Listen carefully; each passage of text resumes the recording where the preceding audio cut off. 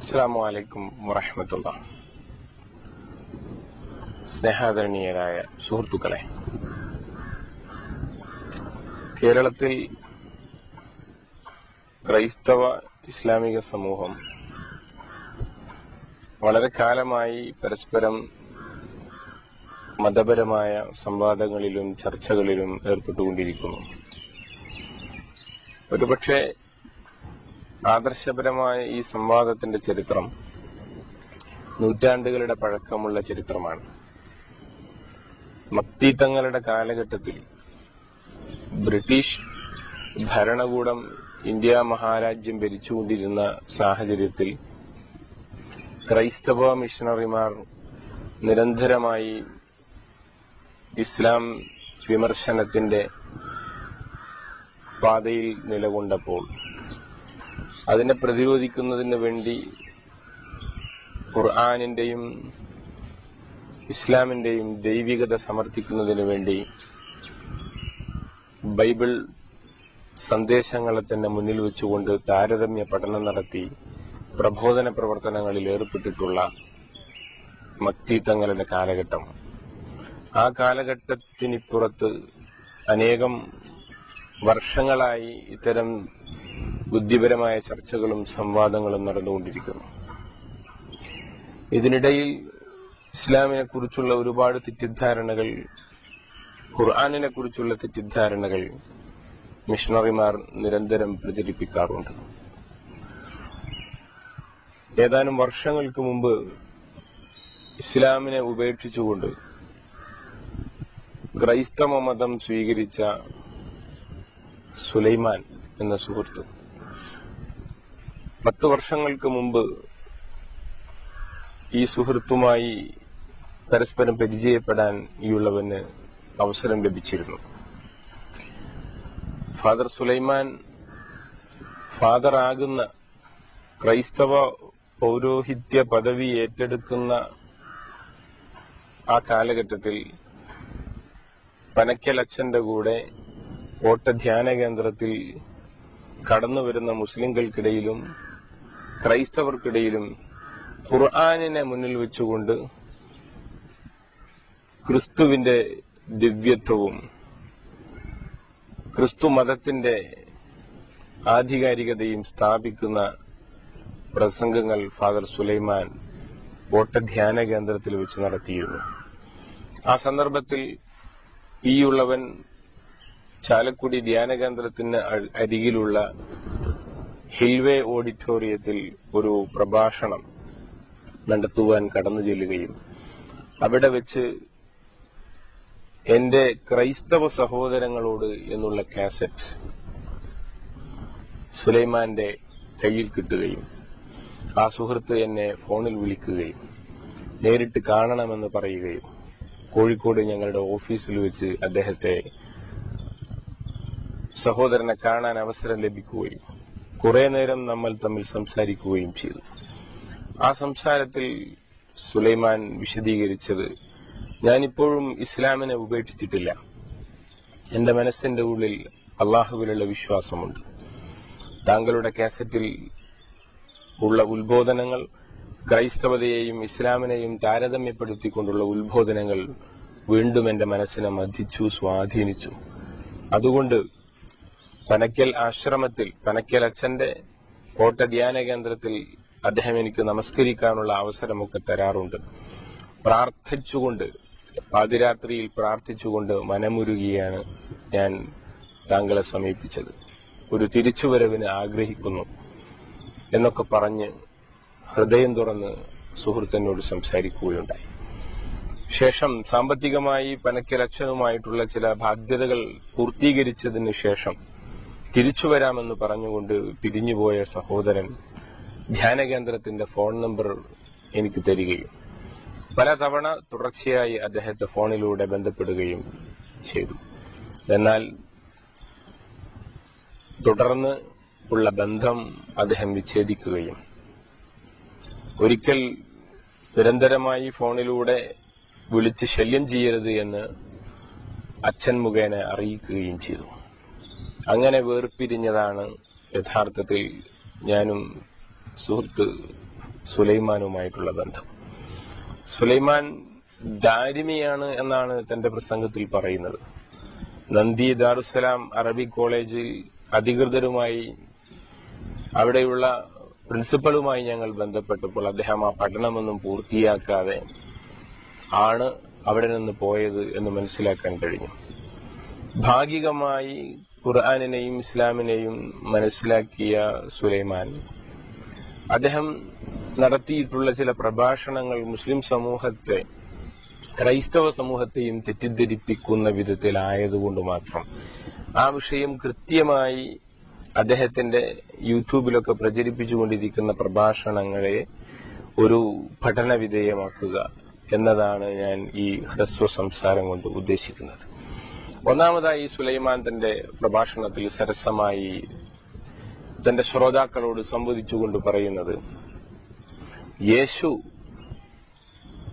ദൈവമല്ല, അള്ളാഹുവാണ് ഏകദൈവം, ഖുർആനാണ് ഏക ദൈവിക ഗ്രന്ഥം, ഇസ്ലാമാണ് പരലോകമോക്ഷത്തിന്റെ ഏക മതം എന്ന് മുസ്ലിം പണ്ഡിതനായിരിക്കെ, പ്രഭാഷകനായിരിക്കെ, അസിസ്റ്റന്റ് മൗലവിയായിരിക്കെ ഞാൻ ഘോരഗംഭീരമായി പ്രസംഗിച്ച് പിരിഞ്ഞു പോകുമ്പോൾ ഒരു സുഹൃത്ത് പിന്നെ യേശു ആരാണ് എന്ന് എന്നോട് ചോദിച്ചപ്പോൾ ആ ചോദ്യത്തിന് ഉത്തരം നൽകാൻ എനിക്ക് കഴിഞ്ഞില്ല.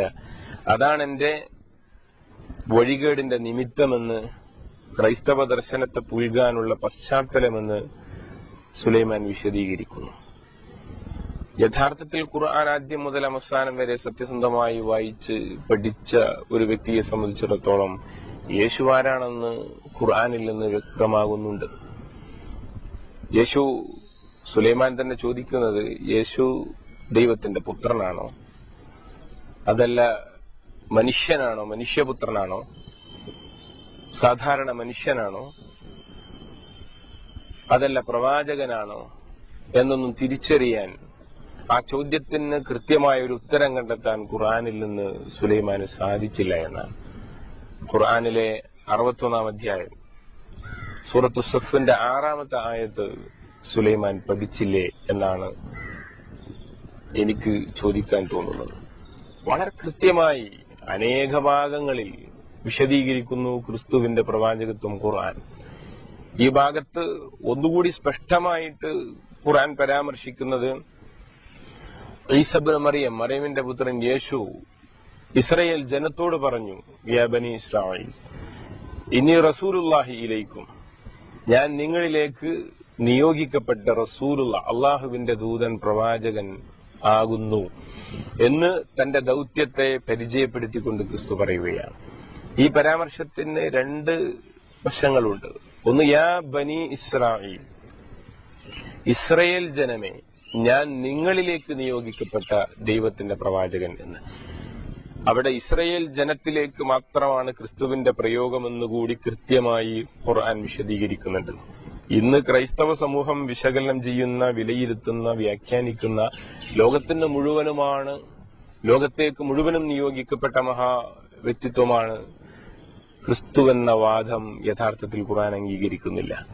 ഇനി ഈ രണ്ട് വാദമുഖങ്ങളെ, പ്രവാചകൻ ഇസ്രയേലിലേക്ക് മാത്രമുള്ള പ്രവാചകൻ എന്ന ഖുർആനിന്റെ ഈ രണ്ട് വാദമുഖങ്ങളെ ബൈബിൾ മുന്നിൽ വെച്ചുകൊണ്ട് സുലൈമാന് പഠിക്കാവുന്നതാണ്.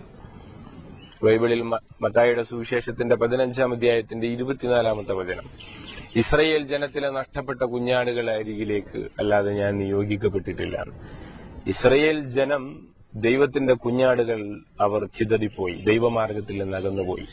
അവരെ തിരിച്ച് വിളിച്ചു കൂട്ടിക്കൊണ്ടുവരാൻ വേണ്ടി നിയോഗിക്കപ്പെട്ട പ്രവാചകനാണ് ഞാൻ. ഇനി പ്രവാചകത്വം പല ഭാഗങ്ങളിൽ ക്രിസ്തുവിന്റെ പ്രവാചകത്വം ബൈബിളിലുണ്ട്. ലൂക്കോസിന്റെ സുവിശേഷത്തിന്റെ 24-ാം അധ്യായത്തിന്റെ 19-ാമത്തെ വചനം 11 ശിഷ്യന്മാരുടെ പ്രഖ്യാപനമായാണ് വിശദീകരിക്കപ്പെടുന്നത്. ക്രിസ്തുവിന് കരുത്ത് പകർന്ന, ക്രിസ്തുവിന്റെ കൂടെ നിന്ന 11 ശിഷ്യന്മാർ യേശുവിനെ കുറിച്ച് സാക്ഷ്യപ്പെടുത്തുകയാണ്. ഇസ്രായേൽ ജനത്തിൽ വാക്കിലും പ്രവൃത്തിയിലും വീര്യവും ശക്തിയുമുള്ള നസ്രായനായ പ്രവാചകൻ ഇവൻ തന്നെ എന്ന് ക്രിസ്തുവിനെ സാക്ഷ്യപ്പെടുത്തുകയാണ്. ക്രിസ്തുവിന്റെ പ്രവാചകത്വം ബൈബിളിലും ഖുർആനിലും സ്പഷ്ടമായിരിക്കെ സുഹൃത്തിന് യേശു ആരാണ് എന്ന ചോദ്യത്തിന് മുമ്പിൽ ഉത്തരം മുട്ടിപ്പോയി അത് അദ്ദേഹത്തിന്റെ വഴികേടിന്റെ നിമിത്തമായി എന്നൊക്കെ പറയുന്നത് എന്തിന്റെ അടിസ്ഥാനത്തിലാണെന്ന് സുഹൃത്ത് ആത്മപരിശോധന നടത്തേണ്ടതുണ്ട്. സത്യസന്ധവും വസ്തുനിഷ്ഠവുമായി വിഷയത്തെ പഠിക്കാൻ ശ്രമിക്കുന്ന ഒരു മനുഷ്യന് ഈ കാര്യം ബോധ്യപ്പെടും, യാതൊരു സംശയവുമില്ല. മറ്റൊരു സംഗതി, സുഹൃത്ത് സുലൈമാൻ പ്രാർത്ഥിച്ചു അത്രേ. ഇങ്ങനെ യേശു ആരാണെന്ന് ഖുർആനിൽ നിന്ന് മനസ്സിലാക്കാൻ, ഉത്തരം കണ്ടെത്താൻ സാധിക്കാതെ അദ്ദേഹം സത്യത്തെ അസത്യമായും സത്യത്തെ സത്യമായും അസത്യത്തെ അസത്യമായും എനിക്ക് വേർതിരിച്ച് കാണിച്ചു തരണമേ എന്ന് പ്രാർത്ഥിച്ചു. ആ പ്രാർത്ഥനയിലൂടെയാണ് അദ്ദേഹത്തിന് വെളിച്ചം കിട്ടിയത് എന്ന് അദ്ദേഹം പരാമർശിക്കുന്നു. തുടർന്നുള്ള ഭാഗങ്ങളിൽ അദ്ദേഹത്തിന്റെ വിശകലനങ്ങൾ മുഹമ്മദ് നബി സല്ലല്ലാഹു അലൈഹി വസല്ലമയെ കുറിച്ച് ഖുർആനിൽ 4 തവണയെ പരാമർശിക്കുന്നുള്ളൂ. യേശുക്രിസ്തുവിനെ കുറിച്ച് 24 തവണ പരാമർശിക്കുന്നു. ഇതൊക്കെയാണ് ക്രിസ്തുവിന്റെ ദൈവപുത്ര വാദത്തിലേക്ക് അദ്ദേഹത്തെ ആകർഷിച്ച കാരണങ്ങളായി അദ്ദേഹം പറയുന്നത്. എന്നാൽ യേശുക്രിസ്തുവിനേക്കാൾ കൂടുതൽ 24-ലധികം തവണ മൂസ നബി അലൈഹിസ്സലാത്തു വസ്സലാമിനെ കുറിച്ച് പരാമർശിക്കുന്നുണ്ട് അദ്ദേഹം. ഖുർആൻ വിശദീകരിക്കുന്ന ചരിത്ര കഥാകഥനങ്ങൾ, അതിൽ എത്രമാത്രം പ്രവാചകന്മാർ പ്രത്യക്ഷപ്പെടുന്നു എന്നത് പ്രവാചകന്മാരുടെ ദൈവത്വ പദവിയുമായി ബന്ധപ്പെട്ടതൊന്നുമല്ല. അങ്ങനെയാണെങ്കിൽ 24-ലധികം തവണ മൂസാ നബിയെ കുറിച്ച് ഖുർആൻ പരാമർശിക്കുന്നു. മൂസാ നബിയെ ദൈവപുത്രനായിട്ട് അംഗീകരിക്കാൻ സുലൈമാൻ എന്ന സുഹൃത്ത് തയ്യാറുണ്ടോ? ചിന്തിക്കണം.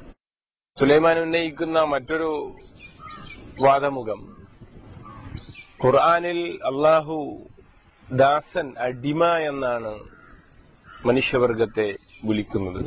ബൈബിളിൽ യേശുക്രിസ്തുവിന്റെയും യഹോവയുടെയും ഒക്കെ അഭിസംബോധന ദൈവമക്കൾ എന്നാണ്. അതുകൊണ്ട് എന്നെ അടിമയെന്ന് വിളിക്കുന്ന ഒരകന്ന ദൈവത്തെക്കാൾ കൂടുതൽ ഞാൻ ഇഷ്ടപ്പെട്ടത് എന്റെ മകനെ നിങ്ങളെല്ലാം ദൈവമക്കൾ എന്ന് പറയുന്ന ഒരു ദൈവത്തെയാണ് ആണ് സുലൈമാന്റെ വിശദീകരണം. അതും ബൈബിളും ഖുർആനും ഒക്കെ കൃത്യമായും സൂക്ഷ്മമായും പഠിക്കാത്തതിന്റെ പശ്ചാത്തലത്തിൽ നിന്ന് വരുന്ന ഒരു വാദമുഖം തന്നെയാണ്. ബൈബിളിൽ അപ്പോസ്തലന്മാർ, ആക്ട്സ് ഓഫ് അപ്പോസ്തലന്മാരുടെ പ്രവർത്തനങ്ങൾ വിശദീകരിക്കുന്ന ലൂക്കോസ് എഴുതിയ 5-ാമത്തെ സുവിശേഷ പാഠം, 4 സുവിശേഷങ്ങൾക്ക് തൊട്ടുടനെ വരുന്ന അപ്പോസ്തല പ്രവൃത്തികൾ 1-ാം അധ്യായം മുതൽ വായിക്കുക. അവിടെ അബ്രഹാമിന്റെയും യാക്കോബിന്റെയും യിസ്ഹാക്കിന്റെയും ദൈവമായ യഹോവ തന്റെ ദാസനായ ക്രിസ്തുവെ മഹത്വപ്പെടുത്തി എന്ന് കൃത്യമായി പരാമർശിക്കുന്നത് കാണാൻ കഴിയും. തന്റെ ദാസനായ ക്രിസ്തുവിന്, അടിമയായ ക്രിസ്തുവിന്. അപ്പൊ ക്രിസ്തുവിന്റെ പ്രവാചകത്വവും ദൈവവുമായിട്ടുള്ള ബന്ധത്തിൽ അടിമത്വവും, ദൈവത്തിന്റെ അടിമയും സൃഷ്ടിയുമാണ് ക്രിസ്തു എന്നത് കൃത്യമായി ബൈബിളിൽ തന്നെ പരാമർശിക്കുന്നുണ്ട്. സുലൈമാൻ തന്നെ ഉദ്ധരിച്ച, ക്രിസ്തുവിന്റെ മഹത്വം പ്രഘോഷണം ചെയ്യുന്നതിന് വേണ്ടി സുലൈമാൻ ഉദ്ധരിച്ചിട്ടുള്ള 19-ാം അധ്യായം വിശുദ്ധ ഖുർആൻ സൂറത്തും മറിയമിൽ തൊട്ടിലിൽ കിടന്നുള്ള ക്രിസ്തുവിന്റെ പ്രഖ്യാപനം, സംസാരം, അത്ഭുതകരമായ പ്രവാചകന്റെ ആ പ്രഖ്യാപനം, ആ വിശദീകരണം തന്നെ സൂക്ഷ്മമായി സുലൈമാൻ ഒന്ന് വായിച്ചിരുന്നുവെങ്കിൽ ഈ വാദമുഖം ഉന്നയിക്കുമായിരുന്നില്ല. തൊട്ടിലിൽ വെച്ച് എന്താണ് ക്രിസ്തു പറയുന്നത്? ആദ്യം താൻ ആരാണ് എന്ന് ക്രിസ്തു പ്രഖ്യാപിക്കുകയാണ് യഹൂദ സമൂഹത്തോട്, പണ്ഡിത സമൂഹത്തോട്. ഞാൻ അള്ളാഹുവിന്റെ ദാസൻ, അടിമയും, ഇന്നി അബ്ദുല്ലാഹ് വആതാനിയൽ കിതാബ വജഅലനി നബിയ്യ. ക്രിസ്തുവിന്റെ പ്രവാചകത്വവും ക്രിസ്തു ദൈവദാസൻ ആണ് എന്ന വസ്തുതയും വിശദീകരിക്കുകയാണ് തൊട്ടിലിൽ കിടന്നുകൊണ്ട് യേശു ക്രിസ്തു ചെയ്യുന്നത്. അവിടെയും അടിമദാസൻ എന്ന് കൃത്യമായി പ്രയോഗിക്കുന്നത് കാണാൻ സാധിക്കും. അതുകൊണ്ട് തന്നെ ദൈവം പരമശക്തനായ, പരമപ്രതാപിയായ പടച്ചതമ്പുരാൻ അവന്റെ സൃഷ്ടി വർഗത്തെ ദാസന്മാർ, അടിമകളെന്ന് പ്രയോഗിക്കുന്നത് ബൈബിളിലും ഖുർആനിലും ഉള്ള പ്രയോഗമാണ്. അതിൽ അസാംഗത്യമൊന്നുമില്ല. ഇതൊക്കെ യഥാർത്ഥത്തിൽ ആളുകളെ തെറ്റിദ്ധരിപ്പിക്കാനുള്ള പരാമർശങ്ങൾ മാത്രമാണ്. ക്രിസ്തുവിനെ ഏകപുത്രൻ, ഏകജാതൻ, ഫസ്റ്റ് സൺ, ഒരേയൊരു സന്താനം എന്ന് അതിശക്തമായി ബൈബിളിൽ പരാമർശിക്കുന്നു. അതുകൊണ്ട് ആ ഏകപുത്രന് ഞങ്ങൾ സമർപ്പിക്കുന്നുവെന്നാണ് സുലൈമാൻ വാദിക്കുന്നത്. ബൈബിളിൽ ഏക സന്താനം, ഏകപുത്രൻ എന്ന ഫസ്സൻ എന്ന പ്രയോഗം യഥാർത്ഥത്തിൽ ക്രിസ്തുവിനെ കുറിച്ച് മാത്രമല്ല. ദാവീദ്, അവൻ എന്റെ ഫസ്റ്റ് സൺ, ആദ്യത്തെ സന്താനം, എന്റെ പ്രിയപുത്രൻ, ഏക സന്താനം എന്ന് ബൈബിളിൽ പരാമർശമുണ്ട്. അതുപോലെ ശലോമോനെ കുറിച്ച്, അവൻ എനിക്കൊരാലയം പണിയും, ഞാൻ അവന് പിതാവും അവൻ എനിക്ക് പുത്രനും ആയിരിക്കും എന്ന് ബൈബിൾ പരാമർശിക്കുന്നു. ഇങ്ങനെ ആദ്യ സന്തതി എന്ന് മറ്റു പ്രവാചകന്മാരെ കുറിച്ചും അവരോടുള്ള അടുപ്പം വ്യക്തമാക്കാൻ ബൈബിളിൽ പ്രയോഗിക്കപ്പെട്ടിട്ടുണ്ട്. അതുകൊണ്ട് ക്രിസ്തു മാത്രമാണ് ഏകസന്തതി എന്ന് ബൈബിളിന്റെ വെളിച്ചത്തിൽ നമുക്ക് പറയാൻ സാധിക്കുകയില്ല. സുലൈമാന്റെ വേറെയൊരു വിശകലനം, ഇസ്ലാമിൽ ദൈവിക കൽപ്പനകൾ ലംഘിച്ചാൽ അതെല്ലാം പാപമായി. ഇസ്ലാമിൽ സർവ്വതും പാപങ്ങളാണ്. ഒരുപാട് വിധിവിലക്കുകൾ പഠിപ്പിക്കുന്നതുകൊണ്ട് ചെറുതും വലുതുമായ കാര്യങ്ങളിൽ പാപങ്ങൾ കടന്നു വരുന്നു എന്നതാണ് സുലൈമാന്റെ ആരോപണം. ബാത്റൂമിൽ കയറുമ്പോൾ ഏത് കാല് വെക്കണം, ആ കാര്യത്തിൽ ഇടതുകാലിന് പകരം വലതുകാല് വെച്ചാൽ പാപമായി എന്നാണ് സുലൈമാന്റെ വ്യാഖ്യാനം. അങ്ങനെയൊന്നുമില്ല. ഇതൊക്കെ ഐച്ഛികം, സുന്നത്ത്. നാം ശ്രദ്ധിച്ച് നിർവഹിച്ചാൽ പ്രതിഫലാർഹവും അത് നിർവഹിച്ചിട്ടില്ലെങ്കിൽ കുറ്റകരമല്ലാത്തതും പാപകരമല്ലാത്തതുമായ കാര്യങ്ങളാണ്. ഈ കാര്യങ്ങളെക്കുറിച്ചുള്ള പ്രാഥമിക തിരിച്ചറിവ് പോലും അറബിക് കോളേജിൽ പഠിച്ച സുഹൃത്തിന് ഇല്ല എന്നത് ഖേദകരമാണ്. മറ്റൊരു സംഗതി, ക്രിസ്തുവിന്റെ അമാനുഷികമായ പ്രവർത്തനങ്ങൾ. മരിച്ചവരെ ജീവിപ്പിച്ചു, കുഷ്ഠരോഗികളെ ചികിത്സിച്ചു, വെള്ളപ്പാണ്ട് ബാധിച്ച രോഗികളെ രോഗം ഭേദപ്പെടുത്തി. ഇങ്ങനെയുള്ള അമാനുഷികമായ ദൃഷ്ടാന്തങ്ങൾ, അത് മറ്റു പ്രവാചകന്മാരിലൊന്നുമില്ലാത്ത ക്രിസ്തുവിനെ ദൈവത്വ പദവിയിലേക്ക് ഉയർത്തുന്ന, ദൈവപുത്ര പദവിക്ക് യോഗ്യനാക്കുന്ന കാര്യങ്ങളായി സുലൈമാൻ വിശദീകരിക്കുന്നു. ഇതും ബൈബിളും ഖുർആനും മുന്നിൽ വെച്ചുകൊണ്ട് സത്യസന്ധമായി പഠിക്കാത്തതിന്റെ ഒരു പ്രതികരണം തന്നെയാണ് എന്ന് നമുക്ക് മനസ്സിലാക്കാൻ സാധിക്കും. കാരണം ബൈബിളിൽ ക്രിസ്തുവിനേക്കാൾ അത്ഭുതം പ്രവർത്തിച്ച പ്രവാചകന്മാരുടെ ചരിത്രം വിശദീകരിക്കപ്പെടുന്നുണ്ട്. എലീശ പ്രവാചകൻ, ഏലിയ പ്രവാചകൻ, ഇവരൊക്കെ അത്യത്ഭുതകരങ്ങളായ കാര്യങ്ങൾ. 4 ദിവസം പഴക്കമുള്ള മയ്യത്ത്, മൃതശരീരം, ലാസറിന്റെ മൃതശരീരമാണ് ക്രിസ്തു പുനരുജ്ജീവിപ്പിച്ചത്. ആ പുനരുജ്ജീവനത്തിന്റെ ഭാഗം ഖുർആനും ബൈബിളും മുന്നിൽ വെച്ച് ഒന്ന് പഠിക്കുന്നത് നല്ലതാണ്. നിലവിലുള്ള ബൈബിളിന്റെ യോഹന്നാന്റെ സുവിശേഷത്തിന്റെ 11-ാം അധ്യായത്തിന്റെ 41-ാമത്തെ വചനത്തിലാണ് പ്രസ്തുത ഭാഗം വിശദീകരിക്കപ്പെടുന്നത്. പ്രസ്തുത ഭാഗത്ത് മറിയമിന്റെ ബന്ധുവായ മാർത്തയുടെയും മറിയമിന്റെയും ഒക്കെ വേണ്ടപ്പെട്ട ആളായ ലാസർ കുട്ടി ഉയർത്തെഴുന്നേൽപ്പിക്കപ്പെടുന്ന ശവക്കല്ലറയിൽ മറമാടപ്പെട്ട, ഖബറടക്കപ്പെട്ട സന്ദർഭത്തിൽ ഉയർത്തെഴുന്നേൽപ്പിക്കുമ്പോൾ, പുനരുജ്ജീവിപ്പിക്കുമ്പോൾ ക്രിസ്തു കൈയുയർത്തി പ്രാർത്ഥിച്ചു ദൈവത്തോട് എന്ന് കാണാൻ സാധിക്കും. ഖുർആനിൽ 3-ാം അധ്യായം സൂറത്തു ആലു ഇമ്രാനിന്റെ 49-ാമത്തെ വചനത്തിലാണ് ക്രിസ്തുവിന്റെ, ഈസാ അലൈഹിസ്സലാത്തു വസ്സലാമിന്റെ മരിച്ചവരെ ഉയർത്തെഴുന്നേൽപ്പിച്ച സംഗതി വിശദീകരിക്കുന്നത്. അവിടെ ബിഇദ്നില്ലാഹ്, അള്ളാഹുവിന്റെ അനുമതി പ്രകാരം, ദൈവത്തിന്റെ അനുവാദപ്രകാരം എന്ന് ആണ് യഥാർത്ഥത്തിൽ ഖുർആനും വിശദീകരിക്കുന്നത്. ദൈവാനുമതി പ്രകാരമാണ് യഥാർത്ഥത്തിൽ ക്രിസ്തു ആ ദൗത്യം നിർവഹിച്ചത് എന്ന് ബൈബിളിലും ഖുർആനിലും കാണാൻ സാധിക്കും. ദൈവിക അനുമതി പ്രകാരം പ്രവാചകന്മാർ ചെയ്യുന്ന അമാനുഷിക പ്രവർത്തനം ബൈബിൾ പലയിടത്ത് മറ്റു പല പ്രവാചകന്മാരുടെ അമാനുഷിക പ്രവർത്തനവും വിശദീകരിക്കുന്നുണ്ട്. ഞാൻ നേരത്തെ സൂചിപ്പിച്ചു എലീശ, ഏലിയ പ്രവാചകൻ. ഈ പ്രവാചകന്മാർ ശവക്കല്ലറകളിൽ നിന്ന്, ശ്മശാനങ്ങളിൽ നിന്ന് എല്ലായി മുള്ളും ഞുരുമ്പുമായി പോയ വ്യക്തിത്വങ്ങളെ ഉയർത്തെഴുന്നേൽപ്പിച്ചതായി ബൈബിൾ വിശദീകരിക്കുന്നുണ്ട്. ക്രിസ്തുവിനേക്കാൾ അത്യത്ഭുതകരമായ പ്രവൃത്തിയായി നമുക്കതിനെ വിശദീകരിക്കേണ്ടി വരും.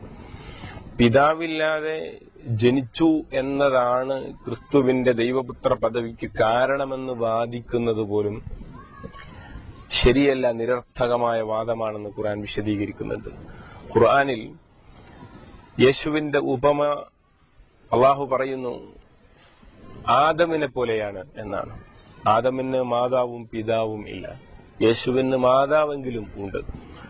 അതുകൊണ്ട് തന്നെ ആദാം ആണ് അത്ഭുത സന്താനമായി വിശദീകരിക്കപ്പെടേണ്ടത്.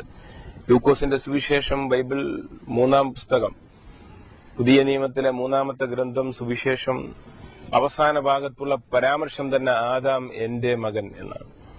ആദാം ദൈവത്തിന്റേത് എന്ന് ബൈബിളിൽ പ്രയോഗിക്കപ്പെടുന്നു. പിതാവും മാതാവുമില്ലാതെ ജനിച്ച ആദമോ മാതാവ് മാത്രമായി ജനിച്ച യേശുവോ ആർക്കാണ് ദൈവപുത്ര പദവി നൽകേണ്ടത് എന്ന് ക്രൈസ്തവർ ചിന്തിക്കണം. ഇങ്ങനെയുള്ള ഒരുപാട് ഭാഗങ്ങൾ പ്രവാചകന്മാരുടെ അമാനുഷികത മറ്റു ഒട്ടുമിക്ക പ്രവാചകന്മാർക്കും ഖുർആനും ബൈബിളും വിശദീകരിക്കുന്നതാണ്. വിശുദ്ധ ഖുർആൻ ആ വിഷയത്തിൽ സ്വീകരിച്ചിട്ടുള്ള സത്യസന്ധമായ സമീപനം പ്രവാചകന്മാരിൽ ഒരു വിവേചനവും ഖുർആൻ കൽപ്പിക്കുന്നില്ല. ലാ നുഫർരിഖു ബൈന അഹദിൻ മിൻ റുസുലിഹി.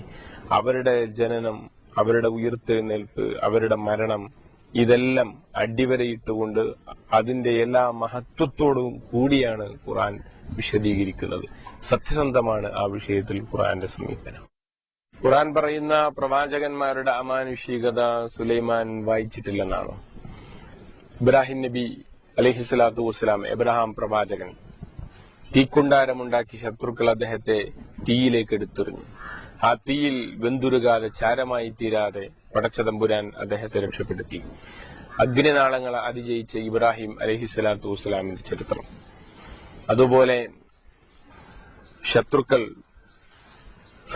ഫറോവാന്റെ നേതൃത്വത്തിൽ ശത്രുക്കൾ മൂസ നബി അലൈഹിസ്സലാത്തു വസ്സലാമിനെയും ജനതയെയും നശിപ്പിക്കാൻ വന്നപ്പോൾ ചെങ്കടൽ പിളർത്തിക്കൊണ്ട് അദ്ദേഹത്തെ രക്ഷപ്പെടുത്തിയ ചരിത്രം, അദ്ദേഹത്തെയും അനുയായികളെയും രക്ഷപ്പെടുത്തിയ ചരിത്രം.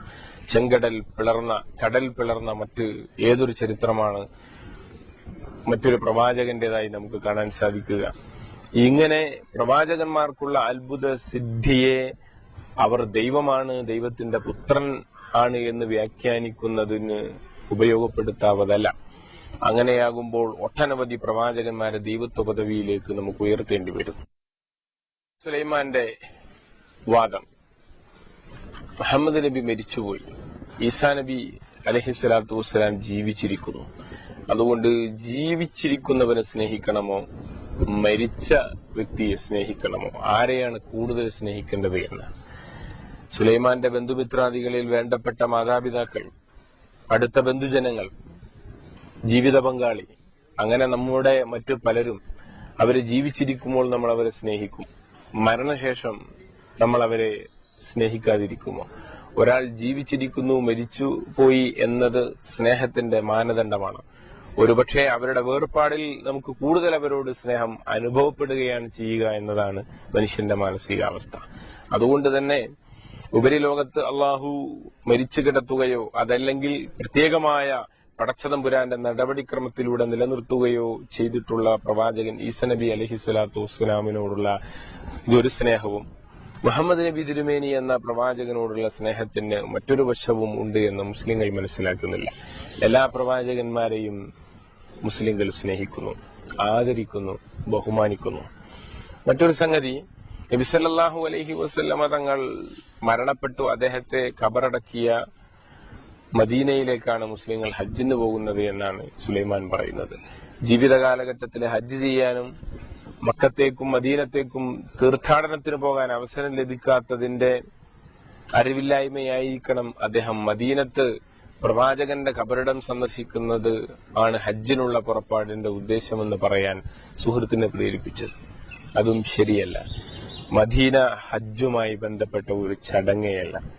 മക്കയിൽ വെച്ചാണ് ഹജ്ജിന്റെ കർമ്മങ്ങൾ മുഴുവനും നിർവഹിക്കപ്പെടുന്നത്. മദീന സന്ദർശനം മാത്രമാണ് ഖബർ സിയാറത്ത്, പ്രവാചകന്റെ ഖബർ സന്ദർശിക്കാനുള്ള സ്വാഭാവികമായ പുറപ്പാട്. ഒരാൾ ഹജ്ജിന് പോയി മക്കത്ത് ചെന്ന് ഹജ്ജ് നിർവഹിച്ച് അയാൾക്ക് തിരിച്ചു വരാം.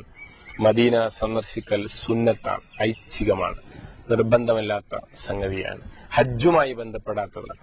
ഇത് സുലൈമാൻ മനഃപൂർവ്വം തെറ്റിദ്ധരിപ്പിക്കാൻ വേണ്ടി കല്ലറയിലേക്ക് പുറപ്പെടുന്നുവെന്ന് പ്രത്യേകം പരാമർശിച്ചത് മുസ്ലിങ്ങളിൽ ബഹുദൈവത്താരാധന, പ്രവാചക പൂജയുടെ സ്വഭാവമുണ്ട് എന്ന് തെറ്റിദ്ധരിപ്പിക്കാനാണോ എന്ന് സംശയിക്കേണ്ടിയിരിക്കും. മാത്രമല്ല, മക്കയിലേക്കുള്ള ഹജ്ജും മദീനയിലേക്കുള്ള തവാഫും എന്നൊക്കെ സുലൈമാന്റെ പ്രയോഗം രസകരമായ അറിവില്ലായ്മയാണ്. മദീനയിൽ തവാഫ്, പ്രദക്ഷിണം എന്ന ഒരു ഏർപ്പാട് തന്നെയില്ല. അതൊക്കെ ഹജ്ജിനെ കുറിച്ചുള്ള അറിവില്ലായ്മയിൽ നിന്ന്, മതപരമായ അറിവില്ലായ്മയിൽ നിന്ന് സുലൈമാൻ ജൽപ്പിക്കുന്നതാണ്. മറ്റൊരു സംഗതി, ക്രിസ്തുവിന്റെ ക്രൂശീകരണം. ഖുർആനിൽ നിന്ന് ആണ് യേശുക്രിസ്തുവിനെ കുറിച്ചുള്ള യഥാർത്ഥ ആത്മീയ ജ്ഞാനം എനിക്ക് ലഭിച്ചത് എന്ന് പറയുന്ന സൂറത്ത് സുലൈമാൻ ക്രിസ്തുവിന്റെ ക്രൂശീകരണത്തെ കുറിച്ച് എന്താണ് ഖുർആൻ പറയുന്നത് എന്ന് പഠിച്ചിട്ടുണ്ട്. വളരെ കൃത്യമായ വിശുദ്ധ ഖുർആന്റെ പരാമർശം, വമാ ഖതലൂഹു വമാ സ്വലബൂഹു വലാകിൻ ശുബ്ബിഹ ലഹു. അവരദ്ദേഹത്തെ കൊന്നിട്ടില്ല, അവരദ്ദേഹത്തെ ക്രൂശിച്ചിട്ടുമില്ല, അവർക്ക് തിരിച്ചറിയപ്പെടാതെ പോവുകയാണ് ഉണ്ടായത്. ക്രിസ്തുവിനെ ക്രൂശിക്കാൻ അവർക്ക് ലഭിച്ചിട്ടില്ല എന്ന് ഖുർആൻ വളരെ കൃത്യമായി പഠിപ്പിക്കുന്നു. ബൽ റഫഅഹുല്ലാഹു ഇലൈഹി, അള്ളാഹുവിലേക്ക് ക്രൂശിക്കപ്പെടാതെയാണ് ക്രിസ്തു ഉയർത്തപ്പെട്ടത് എന്ന് ഖുർആൻ കൃത്യമായി വിശദീകരിക്കുന്നു. ബൈബിളിന്റെയും ഖുർആനിന്റെയും വെളിച്ചത്തിൽ അതാണ് യഥാർത്ഥത്തിൽ ശരിയും ശാസ്ത്രീയവുമായി നമുക്ക് അനുഭവപ്പെടുക. കുരിശിൽ കിടന്നവൻ ശപിക്കപ്പെട്ടവൻ, ശാപഗ്രസ്തൻ എന്ന് ബൈബിൾ വിശദീകരിക്കുന്നുണ്ട്. തന്റെ പ്രവാചകനെ ശാപഗ്രസ്തനും അപമാനിതനുമാക്കാൻ യഹൂദ പരീക്ഷകൾ ശ്രമിച്ചപ്പോൾ പടച്ചതമ്പുരാൻ ആ അപമാനത്തിൽ നിന്ന്, ശാപഗ്രസ്തമായ അവസ്ഥയിൽ നിന്ന് സുരക്ഷിതമായി ഉപരിലോകത്തേക്ക് ഉയർത്തിയെന്ന വസ്തുതയാണ് ഖുർആൻ അവിടെ വിശദീകരിക്കുന്നത്. ഈ സംസാരം അവസാനിപ്പിക്കുന്നതിന് മുമ്പ് സുഹൃത്ത് സുലൈമാന് വേണ്ടി ഖുർആനിലെ ഒരു വചനം ഞാൻ സാന്ദർഭികമായി ഉദ്ധരിക്കുകയാണ്. പരലോകത്ത് ദൈവം തമ്പുരാന്റെ കോടതിയിൽ ഹാജരാക്കപ്പെടുന്ന സന്ദർഭത്തിൽ 5-ാം അധ്യായം സൂറത്തുൽ മാഇദയുടെ 116-ാമത്തെ വചനത്തിൽ അള്ളാഹു വിശദീകരിക്കുന്ന സംഗതി, അള്ളാഹു പറയുന്ന സന്ദർഭം ശ്രദ്ധിക്കുക. മറിയമിന്റെ മകനായ ഈസ, അള്ളാഹുവിന് പുറമെ എന്നെയും എന്റെ മാതാവിനെയും ദൈവങ്ങളാക്കിക്കൊള്ളുവിൻ എന്ന് നീയാണോ ജനങ്ങളോട്, ഇസ്രായേൽ മക്കളോട് പറഞ്ഞത്? അദ്ദേഹം പറയും, നീ എത്ര പരിശുദ്ധൻ, എനിക്ക് പറയാൻ യാതൊരു അവകാശവുമില്ലാത്തത് ഞാൻ പറയാവതല്ലോ. ഞാൻ പറഞ്ഞിരുന്നെങ്കിൽ തീർച്ചയായും നീ അതറിഞ്ഞിരിക്കുമല്ലോ. എന്റെ മനസ്സിലുള്ളതും നീ അറിയും, നിന്റെ മനസ്സിലുള്ളത് ഞാൻ അറിയില്ല. തീർച്ചയായും നീ തന്നെയാണ് അദൃശ്യകാര്യങ്ങൾ അറിയുന്നവൻ. നീ എന്നോട് കൽപ്പിച്ച കാര്യം, അഥവാ എന്റെയും നിങ്ങളുടെയും രക്ഷിതാവായ അള്ളാഹുവെ നിങ്ങൾ ആരാധിക്കണം എന്ന കാര്യം മാത്രമേ ഞാൻ അവരോട് പറഞ്ഞിട്ടുള്ളൂ. വളരെ സ്പഷ്ടമാണ്, വളരെ കൃത്യമാണ്. ഖുർആൻ ഒരിക്കലും യേശുക്രിസ്തുവിനെ ആരാധിക്കുവാനോ ക്രിസ്തുവിനെ ദൈവപുത്ര പദവിയിലേക്ക് വികലമായി ഉയർത്തുവാനോ തൃത്വസത്തയിലെ ആളത്വമാക്കുവാനോ ഖുർആൻ പഠിപ്പിക്കുന്നില്ല എന്ന് മാത്രമല്ല, ഈ വികലമായ വിശ്വാസത്തെ ഖുർആൻ അതിശക്തമായി തിരുത്തുകയും ക്രൈസ്തവ സഹോദരങ്ങളോട് നിശിതമായ വിധത്തിൽ സംവദിക്കുകയും ചെയ്യുന്നു. സൂക്ഷ്മമായ ഖുർആനിന്റെ പരാമർശങ്ങൾ യഥാർത്ഥത്തിൽ ഈ വിഷയത്തിലേക്ക് വെളിച്ചം നൽകുന്നതാണ്. ഈ വിഷയത്തിൽ അവസാനമായി നമ്മൾ മനസ്സിലാക്കേണ്ട ഒരു സംഗതി, ഖുർആനിൽ നിന്ന് യേശുക്രിസ്തുവിന്റെ ദൈവത്വവും ക്രിസ്തുവിന്റെ ദൈവപുത്രവാദവും പഠിക്കാനും ഉൾക്കൊള്ളാനും സാധിക്കുമോ എന്നതാണ്. ഖുർആൻ ആദ്യം മുതൽ അവസാനം വരെ ഈസാ നബിയും ക്രൈസ്തവരുമായി ബന്ധപ്പെട്ട് ഒരുപാട് വിഷയങ്ങൾ ഖുർആൻ കൈകാര്യം ചെയ്യുന്നു. അവിടെയൊക്കെ ക്രൈസ്തവരുടെ നിലവിലുള്ള വികല വിശ്വാസത്തോട് ശക്തമായി വിയോജിക്കുകയാണ് ഖുർആൻ നിർവഹിക്കുന്നത്.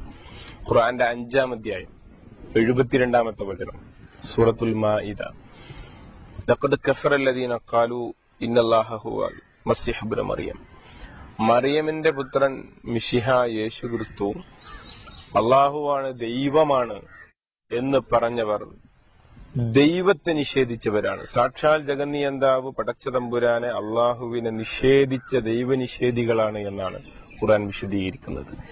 ദൈവം തമ്പുരാൻ നിയോഗിച്ച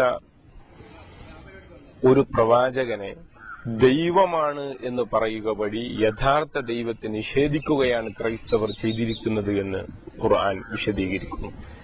സുഹൃത്ത് സുലൈമാൻ ഖുർആനിന്റെ ഈ ശക്തമായ പ്രസ്താവന കണ്ടില്ലെന്നുണ്ടോ? തുടർന്നുള്ള വചനത്തിൽ എന്താണ് യേശുക്രിസ്തു പറഞ്ഞത്, പഠിപ്പിച്ചത് എന്ന് കൂടി ഖുർആൻ വിശദീകരിക്കുന്നു. ഖാല ഈസാ ഇബ്നു മറിയം, മറിയമിന്റെ പുത്രൻ യേശു പറഞ്ഞു,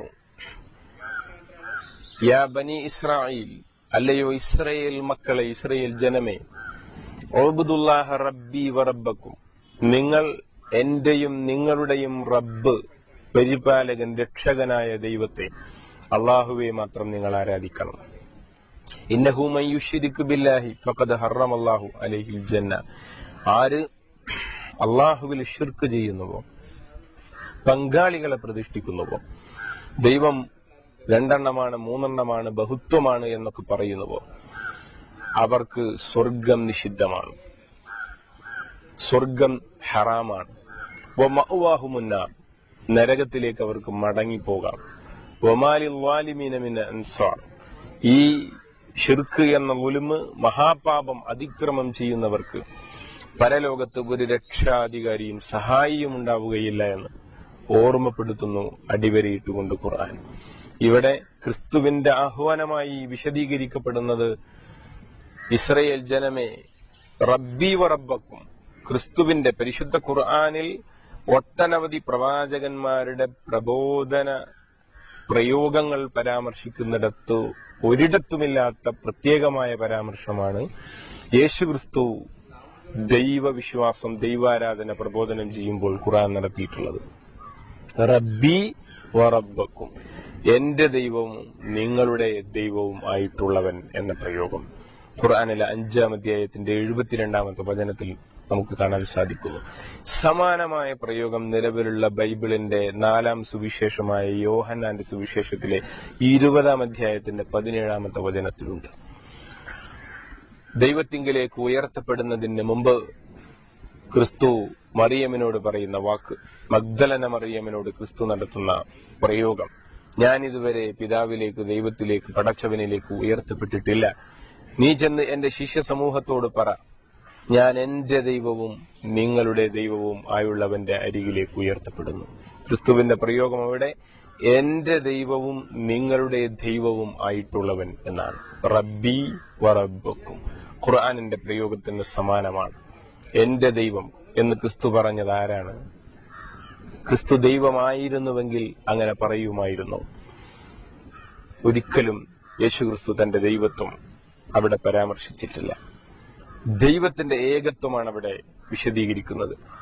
ലൂക്കോസിന്റെ സുവിശേഷത്തിന്റെ 18-ാം അധ്യായത്തിന്റെ 18-ാമത്തെ വചനത്തിൽ ഒരു പ്രമാണി ക്രിസ്തുവിന്റെ അരികിൽ കടന്നു വന്നുകൊണ്ട് ചോദിക്കുന്നു, നല്ല ഗുരു, നിത്യജീവനെ പ്രാപിക്കാൻ ഞാൻ എന്ത് ചെയ്യണം? മോക്ഷം കിട്ടാനുള്ള വഴി എന്താണ് എന്നാണ് പ്രമാണിയുടെ ചോദ്യം ക്രിസ്തുവിനോട്.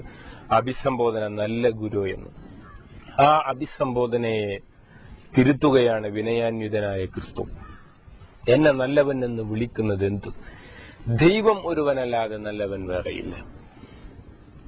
ദൈവം ഒരുവൻ അല്ലാതെ നല്ലവൻ വേറെയില്ല.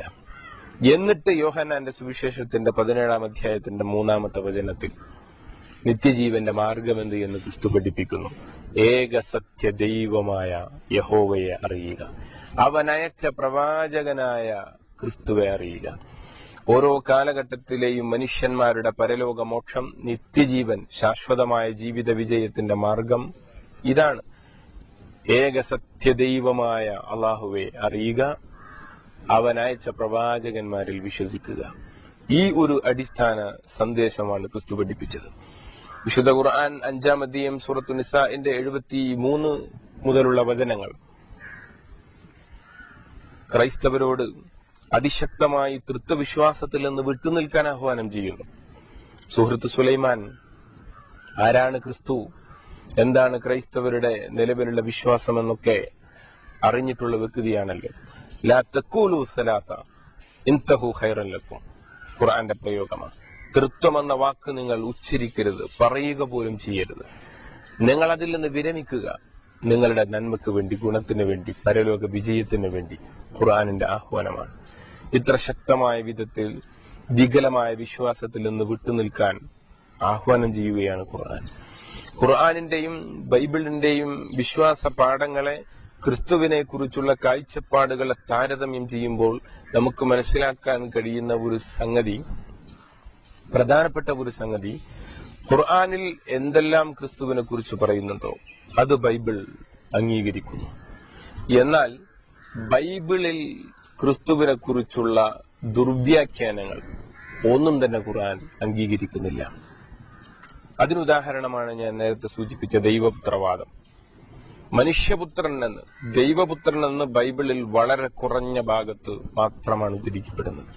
30-ലധികം തവണ ക്രിസ്തു തന്നെ കുറിച്ച് മനുഷ്യപുത്രൻ എന്ന് പ്രയോഗിക്കുന്നു.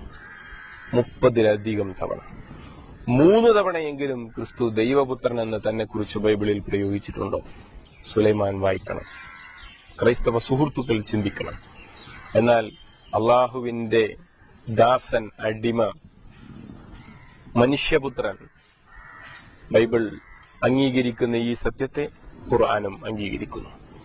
പടച്ച തമ്പുരാൻ അവന്റെ പക്കൽ നിന്ന് പ്രത്യേകമായി ഒരു വചനത്തിലൂടെ ക്രിസ്തുവെ സൃഷ്ടിച്ചു എന്ന തത്വം ഖുർആൻ അംഗീകരിക്കുന്നു. വചനം ദൈവമായിരുന്നുവെന്ന യോഹന്നാന്റെ ദുർവ്യാഖ്യാനത്തെ ഖുർആൻ അംഗീകരിക്കുന്നില്ല. കുൻ ഫയകുൻ, ഉണ്ടാവുക എന്ന് ദൈവം പ്രഖ്യാപിച്ചാൽ എല്ലാം ഉണ്ടാകും. ദൈവത്തിന്റെ വചനമാണ് ഈ പ്രപഞ്ചത്തിന്റെ പിറവിക്ക്, ഉൽപ്പത്തിക്ക് പിന്നിൽ. ആ ദൈവിക വചനം എന്ന അർത്ഥത്തിൽ ഖുർആൻ ക്രിസ്തുവിന്റെ സവിശേഷതയെ അംഗീകരിക്കുന്നു.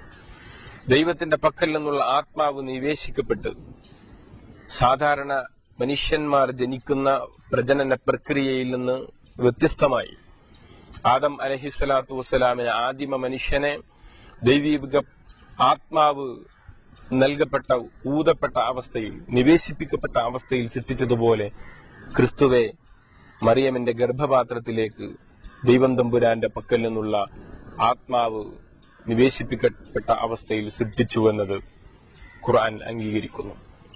അതുകൊണ്ട് ആദം ദൈവപുത്രനോ ദൈവമോ ആകുന്നില്ല. അതുകൊണ്ട് തന്നെ യേശു ക്രിസ്തുവും ദൈവമോ ദൈവപുത്രനോ ആകുന്നില്ല. ഇത്തരം തെറ്റായ ബൈബിളിന്റെ ദുർവ്യാഖ്യാനങ്ങളെ എതിർക്കുന്നതോടൊപ്പം സത്യസന്ധമായി ക്രിസ്തുവിന്റെ മഹത്വത്തെ അംഗീകരിക്കുകയാണ് ഖുർആൻ. നേരത്തെ സൂചിപ്പിച്ചു, സുലൈമാൻ തന്നെ പറഞ്ഞല്ലോ, തൊട്ടിലിൽ വെച്ച് കുഞ്ഞായിരിക്കെ, 2 ദിവസം പ്രായമുള്ള കുഞ്ഞായിരിക്കെ സംസാരിച്ച വ്യക്തിത്വം ക്രിസ്തുവല്ലാതെ മറ്റാരാണ് എന്ന് ആവേശത്തോടെ, അഭിമാനത്തോടുകൂടി സുലൈമാൻ ചോദിക്കുന്നു. ബൈബിളിൽ ഒരിടത്തെങ്കിലും ക്രിസ്തുവിന്റെ ഈ മഹത്വം കാണാൻ സാധിക്കുമോ? ഒരിക്കലുമില്ല. ക്രിസ്തുവിന്റെ ഈ അമാനുഷികമായ 2 ദിവസം പ്രായമുള്ള ഘട്ടത്തിലെ പ്രഖ്യാപനം ഖുർആൻ വിശദീകരിക്കുന്നു, ഖുർആൻ അംഗീകരിക്കുന്നു. എന്നാൽ ബൈബിളിൽ ക്രിസ്തുവിന്റെ മഹത്വം എന്താണ്? ക്രിസ്തുവിന്റെ അത്ഭുത പ്രവർത്തനങ്ങൾ ഏതൊക്കെയാണ് നമ്മൾ പഠിക്കേണ്ടതുണ്ട്. മാർക്കോസിന്റെ സുവിശേഷത്തിന്റെ 11-ാം അധ്യായത്തിന്റെ 12 മുതൽ തുടങ്ങിയ വചനത്തിൽ ക്രിസ്തുവിന്റെ മഹത്വമായി വിശദീകരിക്കുന്നത്, അതുപോലെ മറ്റു പല ഭാഗങ്ങളിലും ക്രിസ്തുവിന്റെ മഹത്വമായി വിശദീകരിക്കപ്പെടുന്ന കാര്യങ്ങൾ, കാനായിലെ കല്യാണ വിരുന്നിൽ വീഞ്ഞു തീർന്നപ്പോൾ ജലം നിറച്ച ഭരണിയെ തഴുകിത്തലോടി അത്ഭുത പ്രവൃത്തിയാൽ വീര്യമുള്ള വീഞ്ഞാക്കുകയും അങ്ങനെ വീഞ്ഞു കുടിച്ചു മതോന്മത്തരായി മുമ്പത്തേതിനേക്കാൾ, ആദ്യം വിളമ്പിയതിനേക്കാൾ വീര്യമുള്ള, മത്തുപിടിപ്പിക്കുന്ന വീഞ്ഞാണല്ലോ 2ാമത് കല്യാണ വിരുന്നിൽ വിളമ്പിയത് എന്ന് അതിഥികൾ പ്രതികരിച്ചുവെന്ന് ബൈബിൾ വിശദീകരിക്കുന്നു. മദ്യം വിതരണം ചെയ്തു എന്നതാണ് ക്രിസ്തുവിന്റെ, വെള്ളഭരണിയെ ജലഭരണിയെ മധ്യഭരണിയാക്കി മാറ്റി എന്നതാണ് ക്രിസ്തുവിന്റെ അമാനുഷികതയായി ബൈബിൾ വിശദീകരിക്കുന്നത്. അതുപോലെ അത്തിവൃക്ഷത്തെ ശപിച്ചുണക്കിയ ക്രിസ്തുവിന്റെ ശൈലിയെ മാർക്കോസിന്റെ സുവിശേഷം വിശദീകരിക്കുന്നു, മത്തായിയുടെ സുവിശേഷത്തിലും ഉണ്ട്. ബഥനിയ ഗ്രാമത്തിൽ എത്തിയ ക്രിസ്തു വിശന്നപ്പോൾ അത്തിപ്പഴം കഴിക്കാൻ വേണ്ടി അത്തിവൃക്ഷത്തിന്റെ അരികിൽ ചെന്നു. ആ സന്ദർഭത്തിൽ അത്തിപ്പഴം കായ്ക്കുന്ന കാലമല്ലായിരുന്നു, ബൈബിൾ തന്നെ പറയാം, സീസണല്ല. എന്നിട്ടും വിശപ്പ് കൊണ്ട് വികാര വിക്ഷുബ്ധനായ ക്രിസ്തു ഇനിമേൽ ഒരു പഴവും ഒരു ഫലവും കായ്ക്കാതെ നീ നശിച്ചുണങ്ങട്ടെ എന്ന് ആ അത്തിവൃക്ഷത്തെ ശപിച്ചു കളഞ്ഞത്ര. ഒരു തെറ്റും ചെയ്യാത്ത, സീസണല്ലാത്ത സന്ദർഭത്തിൽ ഫലം കായ്ക്കാത്തത് ഒരു മരം ചെയ്യുന്ന തെറ്റല്ല. അതാത് സീസണിലാണ്, ഓരോ കാലഘട്ടത്തിലാണ് പഴങ്ങൾ ഉൽപ്പാദിപ്പിക്കപ്പെടുക. ആ ഒരു സീസണല്ലാത്ത സന്ദർഭത്തിൽ പഴം കായ്ക്കാത്തതിന്റെ പേരിൽ ഒരു തെറ്റും ചെയ്യാത്ത ഒരു അത്തിവൃക്ഷത്തെ ശപിച്ചുണക്കുക എന്നത് ഒരു പ്രവാചകന്റെ മഹത്വമാണ്, അമാനുഷികതയാണ്. ചിന്തിക്കുക.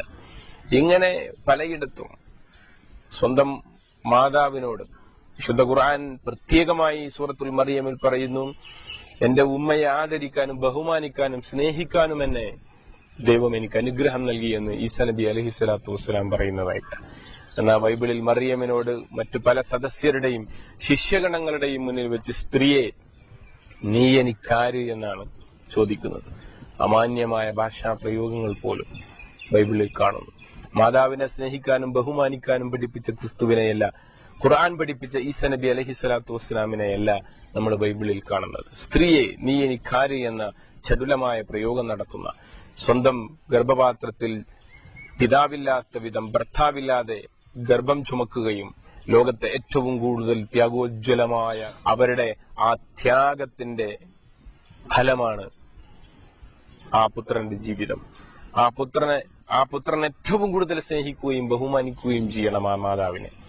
ആ മാതാവിനോടാണ് ബൈബിളിൽ ക്രിസ്തു സ്ത്രീയെ നീ എനിക്കാര് എന്ന് ചോദിക്കുന്നത്. ഇങ്ങനെ വികലമായ അമാനുഷികതകൾ വിശദീകരിക്കുന്ന ജൂത കൈകടത്തലുകൾ ബൈബിളിൽ കാണാൻ സാധിക്കും, ക്രിസ്തുവിനെ വികലമാക്കുന്ന. എന്നാൽ ഈസാ നബി അലൈഹിസ്സലാത്തു വസ്സലാമിന്റെ എല്ലാ മഹത്വവും അംഗീകരിച്ചുകൊണ്ട് അദ്ദേഹത്തെ ദൈവപദവിയെ ക്രൈസ്തവരുടെ ദുർവ്യാഖ്യാനമാണെന്ന് വിശദീകരിച്ചുകൊണ്ട് ഒരിക്കലും തൃത്വത്വം എന്ന വഴിതെറ്റിയ വിശ്വാസത്തിലേക്ക് കടന്നുപോകരുത് എന്ന് ക്രൈസ്തവരോട് ആഹ്വാനം ചെയ്തുകൊണ്ട് രണ്ട് സമൂഹങ്ങൾ, ക്രൈസ്തവ യഹൂദ മുസ്ലിം സമൂഹങ്ങൾക്ക് യോജിക്കാവുന്ന വിശ്വാസമാണ് യഥാർത്ഥത്തിൽ തൗഹീദ്, ഏകദൈവ ആരാധന എന്ന തത്വം പഠിപ്പിച്ചുകൊണ്ട് ഖുർആനിന്റെ 3-ാം അധ്യായം 64-ാമത്തെ വചനം, ഖുൽ യാ അഹ്ലൽ കിതാബ്, അല്ലയോ വേദക്കാരെ, തആലൂ ഇലാ കലിമത്തിൻ സവാഇൻ ബൈനനാ വ ബൈനക്കും, നമുക്ക് രണ്ട് വിഭാഗങ്ങൾക്കുമിടയിൽ ഐക്യത്തിന്റെ വഴിയിലേക്ക് കടന്നുവരാം. ഏകദൈവത്തെ മാത്രം ആരാധിച്ചുകൊണ്ട്, അല്ലാ നഅ്ബുദ ഇല്ലല്ലാഹ്, ഒരേയൊരു ദൈവത്തെ മാത്രം, അള്ളാഹുവെ മാത്രം ആരാധിച്ചുകൊണ്ട് അവനിൽ പങ്കാളികളെ പ്രതിഷ്ഠിക്കാതെ കറകളഞ്ഞ കൃത്യമായ ഏകദൈവ ആരാധനയുടെ വക്താക്കളായി നമുക്ക് ഒരു ജാതി, ഒരു ദൈവമെന്ന ആദർശത്തിന്റെ പേരിൽ ഒരുമിക്കാമെന്ന് ആഹ്വാനം ചെയ്യുകയാണ് യഥാർത്ഥത്തിൽ ഖുർആൻ നിർവഹിക്കുന്ന ദൗത്യം. ആ ദൗത്യത്തെ തിരിച്ചറിയാതെ വഴിതെറ്റിപ്പോയ സുഹൃത്ത് സുലൈമാൻ, അദ്ദേഹത്തെ വീണ്ടും ഞങ്ങൾ ഈ സത്യമതത്തിന്റെ സരണിയിലേക്ക് സ്വാഗതം ചെയ്യുകയാണ്. വൈരുദ്ധ്യങ്ങളില്ലാത്ത, അസംബന്ധങ്ങളില്ലാത്ത വളരെ കൃത്യമായ ആദർശം വിശുദ്ധ ഖുർആൻ മാനവതയ്ക്ക് സമർപ്പിക്കുന്നു. മനുഷ്യരെ നിങ്ങൾ ഒരു ജാതിയാണ്, നിങ്ങളെ പടച്ച തമ്പുരാൻ അവനേകനായ ദൈവം തമ്പുരാനാണ്. അവന് രൂപമില്ല, ചിത്രമില്ല, പ്രതിഷ്ഠയില്ല, പ്രതിമയില്ല, സന്താനമില്ല, അവതാരങ്ങളില്ല. അവൻ ആരാധനയ്ക്കർഹനായ പദാർത്ഥ ലോകത്തെ അദൃശ്യ ശക്തിയാണ്, പ്രപഞ്ചത്തിന്റെ പരിപാലകനാണ്, പ്രാപഞ്ചിക ചൈതന്യമാണ്. ആ സൃഷ്ടികർത്താവിനെ നിഷ്കളങ്കമായി ആരാധിച്ചുകൊണ്ട് മാനവകുലത്തിന് ഐക്യപ്പെടുവാനും ഇഹലോകത്ത് സമാധാനം കൈവരിക്കുവാനും ചെറിയ ഈ ലോകത്തിനപ്പുറത്ത് പരലോകത്ത് മോക്ഷം കൈവരിക്കാനും സാധിക്കുമെന്ന മഹത്തായ സത്യസന്ദേശം ഖുർആൻ പഠിപ്പിക്കുന്നു. ഈ പാഠം തിരിച്ചറിഞ്ഞുകൊണ്ട് ഖുർആനിന്റെ പാതയിലേക്ക് തിരിച്ചുവരാൻ സുഹൃത്തുക്കൾക്ക്, ക്രൈസ്തവ സഹോദരന്മാർക്ക് സാധിക്കേണ്ടതുണ്ട്.